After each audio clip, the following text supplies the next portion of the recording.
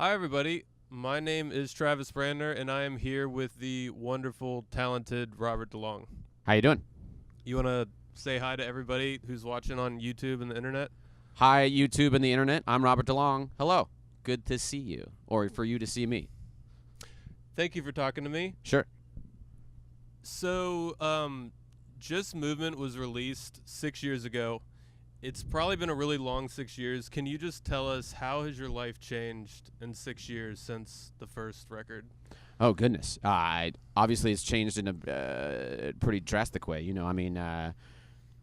When I was working on Just Movement, I was teaching drum lessons and, living in an apartment with 4 other people. And, I wasn't touring really. And it was like kind of around when I released that record that I started full-time touring. And, yeah, I mean, my life has just totally changed. I've moved 3 times since then. I've played probably 1,500 shows and, I've gotten in shape. I've gotten fat. I got in shape again, all those things. So, yeah.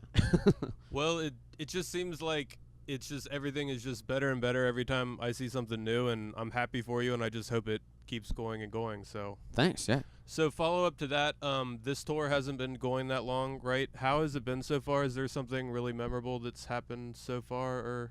Yeah, I mean, we're on, this will be the 3rd show of the tour tonight here in Cincinnati, and it's been great. It's Morgan's an amazing direct support artist. We met in L.A., and he's a lot of fun, and he's got a great voice and a cool vibe, and so far it's been cool. I mean, Chicago the first night, and last night we were in beautiful Milwaukee, which was great at the Rave Bar. Great party vibes, and getting your sea legs touring again is always takes a couple shows to get back into it. But I feel like we're back in our stride. It's like we never left. I feel like a really big part of your live show that's always been really special for me to watch is the fact that you play a lot of non-conventional things on stage. I have to mention like the video game peripherals. What does it mean to you to play your dance music with these peripherals and the non-conventional things versus just more traditional means? Sure, yeah. I mean, it started out of necessity because I was like a poor college student and I had these things laying around. I was just like, well, shoot, let's hack them instead of spending $400 on a fancy MIDI controller. But then once I started using them, 2 things. Like, obviously, it's exciting because people know what these are, right? People have played Nintendo 64 or used a joystick before or something.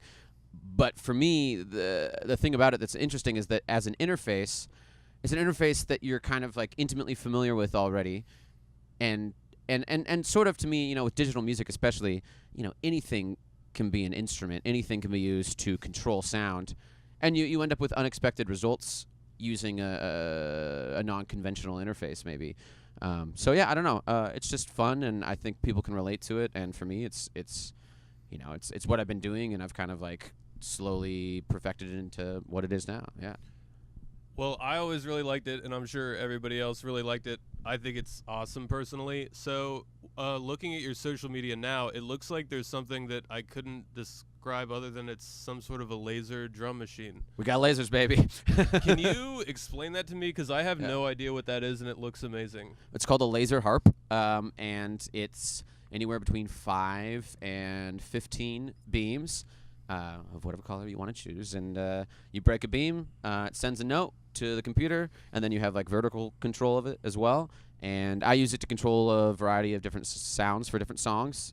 And it's fun. It's nerdy. I first saw Jean-Michel Jarre, sort of an electronic music pioneer or electronic music performance pioneer, and he started using it back in the late 80s or something like that. And that was kind of where I got the idea for it. And then contacted some guy in Italy, and he made it and sent it to me with very minimal instructions in English. And here we are. Well, it looks awesome, and I hope it kind of becomes one of your signature things because I've never seen it before, and it looks great. It's awesome. Yeah, it's too bad I can't use it during the day. It has to be dark to use it. Obviously. I didn't even think of that, but I guess that makes sense. Yeah, No yeah. festival days Not that will not be there. yeah. Not unless it's at night. Book Well, me at night. So another question I have, since there is all this technology and stuff being created, will you give us a quick rundown of what your PC's like?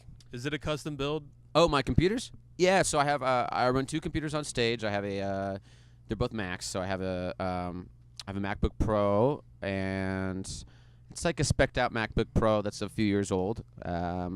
13-inch, and then I have a Mac Mini that's doing all my MIDI conversion and then running my like vocal effects and looping. So one computer is more just like digital audio that I'm controlling, or it's like tracks or whatever, and then the other computer is all the like control for my vocal effects and stuff like that, and everything's linked through Dante straight to the console, and it's very nerdy and very interconnected. Yeah. Is it as complicated as it looks? I think so. I mean, to me, it's like, it's just something I've been working on for years, so I'm intimately familiar with it. But yeah, it's pretty complex, and it takes a while to explain to even my friends who are nerdy, audio engineer types. So, yeah. What advice would you give to people who are just starting out, who see the stuff you do, and like who would even want to dabble in anything like that? Like, is there any advice for people starting out? Just don't do it. It's a giant rabbit hole. It'll cost you a bunch of money. Honestly, with all this stuff, you can learn anything you want on the internet, and I think it's just about finding what is interesting to you and finding creative ways to do something that are unique to you. Yeah, I don't know, and I think really the biggest thing is just keep doing stuff until you kind of find something that you like and that works. I've tried for everything that you see me do on stage, I've probably tried 15 different things, and I've tried playing songs in different ways, and what I end up deciding on is what I think works the best for a live show and communicating the energy that I feel like the song deserves. So, yeah. I would like to thank you for playing Fountain Square. That was tight. It was amazing. We all went. We had a great time. It was amazing. And I also want to thank you for playing Bunbury so many times. It was always a great time. You remember Serpentine Wall, the little... Oh, yeah. It's amazing. So thank you for doing that. And so I feel like you come here a lot.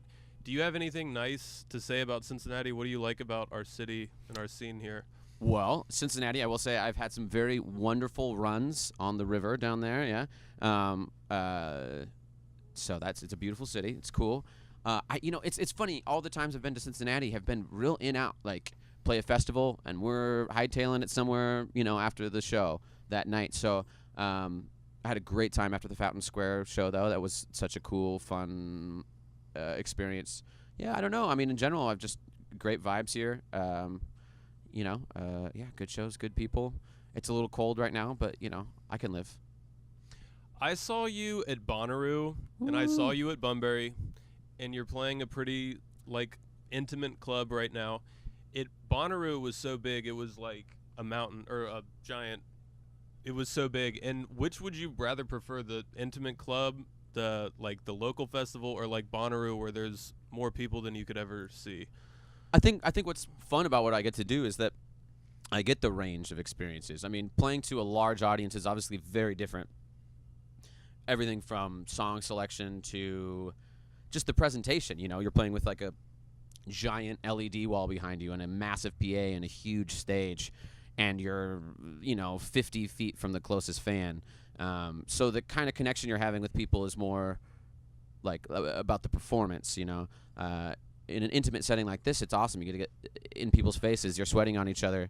It's like you really connect with the fans directly, which is also very fun experience. It's kind of more punk rock in a way, and I love it both. I grew up doing punk shows in people's basements, and that was my bread and butter. But since I started touring full time, doing the festivals, there's nothing like that feeling too of just being in front of a sea of people, and it's overwhelming and very invigorating. Yeah.